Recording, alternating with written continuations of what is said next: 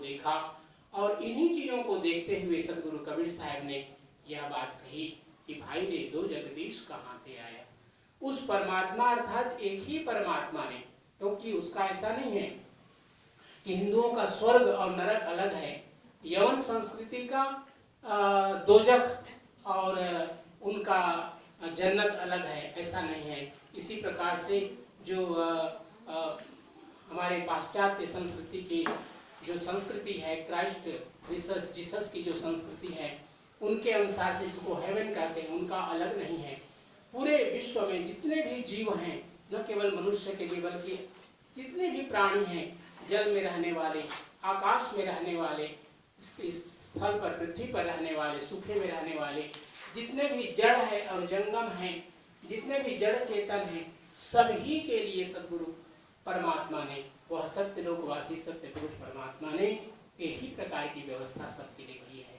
अर्थात हम अपने कर्म के अनुसार से उसका फल भोगते हैं और आने वाला जो जीवन है उसके लिए भी इसी जीवन में हम तैयारी करते हैं। हम लोगों के बीच में से बहुत से महापुरुष इस संसार से जाते हैं और लोगों का एक दिन सबका समय आता है इस संसार से जाने का, एक दिन हम लोगों का भी समय आएगा जाने के लिए। लेकिन जो जीवन में हम कर्म करते हैं, क्योंकि कर्म करने के लिए हमारे पास 3 शक्तियां परमात्मा ने दी है, वह है हमारा मन, वचन और कर्म। तो वचन के अनुसार से हम जो वाणी से बोलते हैं, किन्हीं को हम प्रोत्साहित करते हैं, किसी को हतोत्साहित करते हैं, किसी की प्रशंसा करते हैं, किसी की निंदा करते हैं, यह वाणी के माध्यम से हम करते हैं। परमात्मा का ध्यान करते हैं, भजन करते हैं, कीर्तन करते हैं, चिंतन करते हैं। ये जो हमारा कर्म है, मनन करना, ये मन के द्वारा होता है। किसी की चिंता करना, किसी के बारे में सोचना, शुभ अशुभ सोचना, ये सभी कर्म हम अपने मन के अनुसार से करते हैं। किसी के लिए संकल्प करना कि उसका जीवन में दुख है, उसके दुख की समाप्ति हो जाए, किसी के लिए हम अपशब्द कहते हैं अपने मन ही मन में, ये सारे कार्य हम मन से करते हैं। और जो प्रत्यक्ष रूप से कर्म करते हैं, जैसे आज की पूजा की तैयारी आप सब लोगों ने मिलकर के किया है, तो यह हम अपने तन से, मन से और जितने भी हमारे इंद्रियां हैं, इनके माध्यम से इसकी तैयारी हम सब लोगों ने की है। आप सब लोगों ने एक अवसर निकाला कि भाई आज पूर्णिमा है और हम सब लोग सदगुरु की पूजा में आज उपस्थिति देंगे, और यह वर्ष का जो एक अंतिम पूर्णिमा है, इसमें भाग लेकर के अपने जीवन का जो कुछ समय है उसको हम सत्य पुरुष परमात्मा के सानिध्य में बिताएंगे, भक्ति करेंगे, सदगुरु की आराधना करेंगे। यह मन में जो संकल्प आप लेकर के यहाँ पर आए, यह है हमारा मनसा वाचा कर्मणा, हमारे जीवन का एक कर्म है। तो ये जो 3 कर्म हमें मिले, 3 माध्यम मिले हमें कर्म करने के लिए, इस सत्य पुरुष परमात्मा ने सबको दिया है।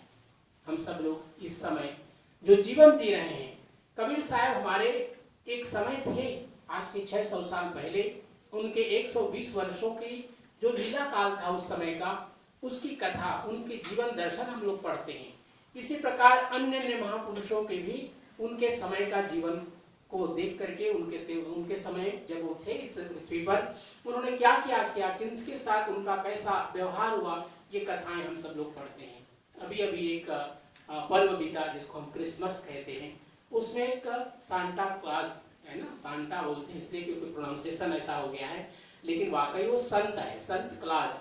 उसको अगर इंग्लिश में कहें तो सेंट है ना। यहाँ पर बहुत से सेंट, जिसको हम लोग फ्रेंच में बोलते हैं, सेंट पॉल है, सेंट पियर है, बहुत से नाम इस प्रकार से आते हैं। तो उसी को संत को, सेंट को सांता क्लॉज। उस महापुरुष ने क्या किया अपने जीवन में, बच्चों को एक विशेष रूप से अपने साथ जुड़ा, उनको एक उपहार देने के लिए, कि सब लोग उनको उपहार बांटने के लिए, पूरे संसार में उनके पास ऐसी शक्ति थी कि जहाँ चाहते थे वो जा सकते। लेकिन आज संत क्लास नहीं है, लेकिन उनके जगह पर कौन है, बच्चों के माता पिता हैं, बच्चों के अभिभावक हैं, जो भी उनके गार्जियन हैं, वो उनके लिए संत क्लास के रूप में काम कर रहे हैं, क्योंकि उनके लिए उपहार वो खरीदते हैं और वो क्रिसमस ट्री के पास में रख देते हैं। एक कहना चाहिए एक प्रतीकात्मक रूप से दिखाने के लिए कि भाई संत क्लॉज ने आपके लिए उपहार भेजा है। लेकिन इसी प्रकार से जो हमारे एक भगवान, जिनको हम हर घर के सामने रखते हैं, हनुमान जी है ना, हनुमान जी को कहते हैं संकट मोचन है। तो संकट मोचन कौन है, जो हमारे जीवन में जो संकट आते हैं उसको उससे हमसे मुक्ति दिला देते, वही हमारे लिए हनुमान जी हैं। जो विघ्न का विनाश कर दे वही गणपति है ना, वही गणेश है। तो इसी प्रकार से जीवन में हम सब लोग उन महापुरुषों को स्मरण करते हैं। क्यों करते हैं? क्योंकि वो उस समय, जिस समय उनकी कथा थी, जिस समय वो पृथ्वी पर थे, उन्होंने कुछ इस प्रकार के अच्छे कार्य किए, इसलिए हम उनको महापुरुष कहते हैं। लेकिन आज वह रूप आप हम सब लोगों में विद्यमान है। हम सब लोगों के माध्यम से वही जीसस हैं, वही कबीर हैं, वही संत क्लास हैं, वही गणपति हैं, वही हनुमान जी हैं, जो हमारे जीवन के कष्टों को दूर करते हैं, माता पिता के रूप में, गुरु के रूप में, और भी जो जो हमारे साथ जुड़े हुए लोग हैं, जिनके माध्यम से हमारे जीवन की यात्रा चलती है, ये हमारे लिए महापुरुष हैं। तो कभी कभी क्या होता है, हम उन महापुरुषों का, जो कि आज नहीं है, उनके नाम से तो बहुत सी कथाएं और बहुत से उनके लिए एक ओकेजन, उनके लिए कार्यक्रम रखते हैं। लेकिन जो हमारे बीच में लोग हैं, जिनके माध्यम से हमारा जीवन चलता है, हमें उनके प्रति भी आभार होना चाहिए। क्योंकि इसमें कौन सबसे बड़े होते हैं?